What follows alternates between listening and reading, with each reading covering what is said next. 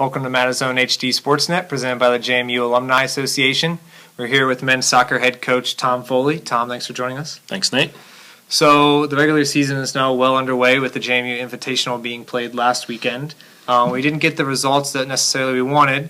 We had a 1-1 draw on Friday and then a 1-0 loss on Sunday. So talk a little bit about the 1-1 draw against Iona first. Well, it's an interesting matchup. Iona's very good on the ball.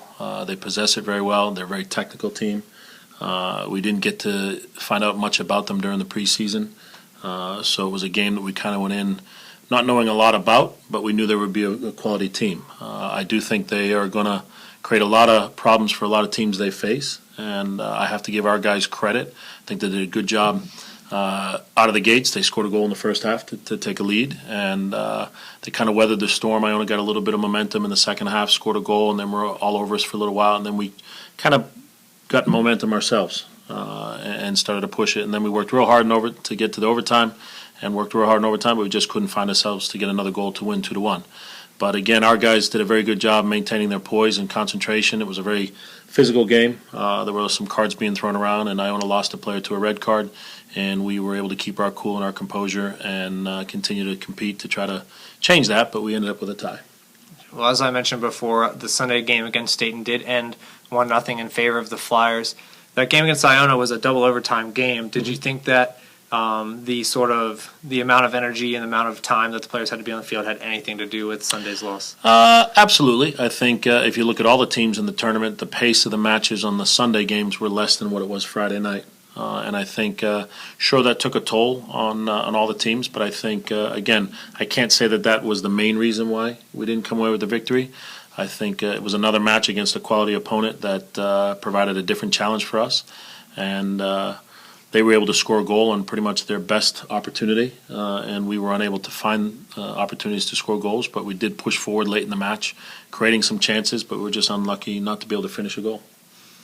Now, one of the positives that did come out of the weekend is that both games we only allowed one goal. The defense stood pretty strong for most of those games.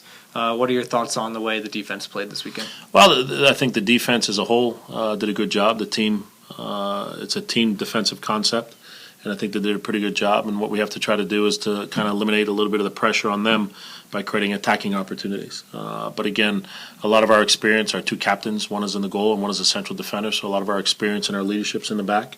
And I think as the season goes on, that will tend to creep forward with our midfielders and our strikers from a leadership standpoint and people stepping up, and that'll help to take some pressure off of our defenders.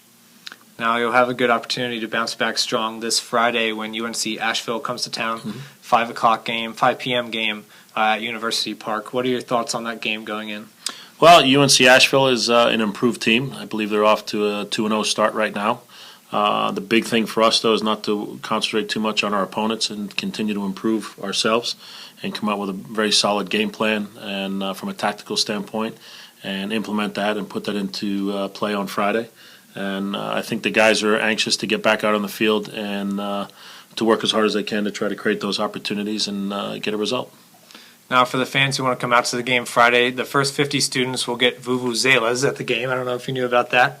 And if you can't make it out, then the game will be broadcast live on Madison. And then the women's soccer team plays at 7:30 right after, which will also be broadcast live on Madison. So, Coach, thank you very much for joining us. Good luck this weekend. Thanks, Nate. We look forward to it.